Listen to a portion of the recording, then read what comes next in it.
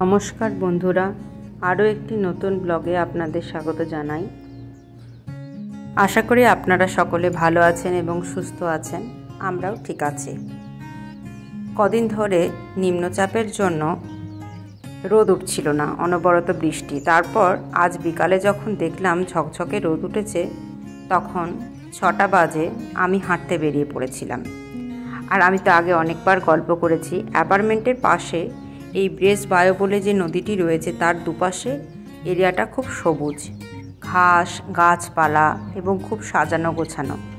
যখনই হাঁটতে যাই, ওদিকটায় হাঁটতে যাই, খুব ভালো লাগে। নদীর দুই ধারা বরাবরই সুন্দর রাস্তা।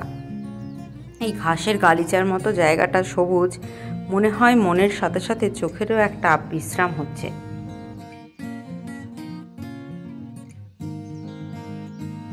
আজ দুটো কথা ভাবছিলাম। এক ছিল বিকালে নদীর ধারে হাঁটতে যাব, আর নইলে বাজার যাব। তার মধ্যে আমি ভাবলাম যে নদীর ধারে হাঁটতে যাই। ফোনে একটু ভাইয়ের সাথে, মা বাবা সবাই মিলে একটু গল্প করছিলাম। আর তারপরে দেখলাম ওখানে যে বসার সিট আছে, ওখানে কেউ কেউ বসে আছেন। আমি অবশ্য বসলাম না। ওখান থেকে ঘুরে আবার, যেহেতু সন্ধে হয়ে যাবে, তাই আগেই আমি ওখান থেকে আবার আস্তে আস্তে ব্যাক করলাম। আর এই জায়গাটাও আমার খুব প্রিয়। এখান থেকে পুরো ওই ডাউনটাউনের ভিউটা দেখা যায় নদীর সঙ্গে। ছবিতে হয়তো কতটা বোঝা যাচ্ছে আমি জানি না, তার থেকেও কিন্তু সত্যি করে দেখতে খুব সুন্দর লাগছিল। এই প্রকৃতি, সবুজ গাছপালা, এর সৌন্দর্য আমার সবসময় খুব আনন্দ দেয়। এখন এই গাছপালার সাথে সাথে বারান্দাতেও দু একটা টবের গাছে যখন ফুল ফোটে, খুব ভালো লাগে, একটা বাড়ির মতো অনুভূতি। আর এই যে ব্রিজটা, এই ব্রিজগুলো নদীর একদিক থেকে অন্যদিকে যাওয়ার জন্য করা আছে। রোদের এখনও ভালোই তেজ রয়েছে। আমি আস্তে আস্তে তাও ফিরে যাচ্ছি।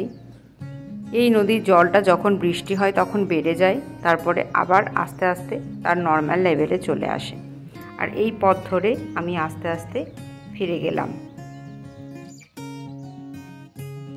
কাল বাজার যাওয়া হয়নি, তাই আজ সকালে আমি বাজার যাচ্ছিলাম।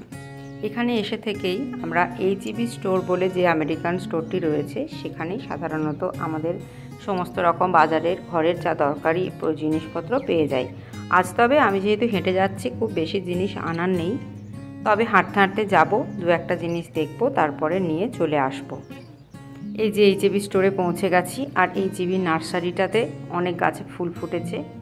এরপরে আমি ওখান থেকে ওই গেটটা দিয়ে ঢুকে যাব ভিতরে। গাছগুলো দেখলাম কিছুটা। আর এই যে এই স্টলটি, এখানে এই যে বড় বড় কুমড়োগুলো রয়েছে, এই কুমড়োগুলি হচ্ছে হ্যালোউইনের জন্য যে কুমড়োগুলি, সেগুলো বিক্রি হচ্ছে। বিভিন্ন সাইজের, বিভিন্ন আকারের, বিভিন্ন ধরনের কুমড়ো রয়েছে।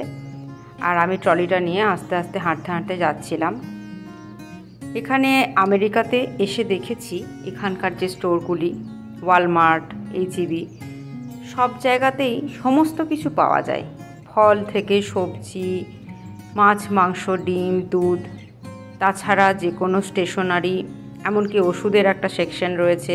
তাছাড়া বই, খাতা, পেন, পেন্সিল, কেক তৈরি থেকে যে কোনো খাবার তৈরি থেকে শুরু করে, ইউটেন্সিলস থেকে শুরু করে সমস্ত কিছু এখানে বিভিন্ন জায়গায়, বিভিন্ন সেকশনে, এবং প্রতিটা সেকশনে আলাদা আলাদা লেবেল করা থাকে। ফলে যে কোনো মানুষ যে প্রথমে আসছে, সেও নিজে নিজে দেখে দেখেই আস্তে আস্তে চিনে চিনেই সেখানে চলে যেতে পারবে।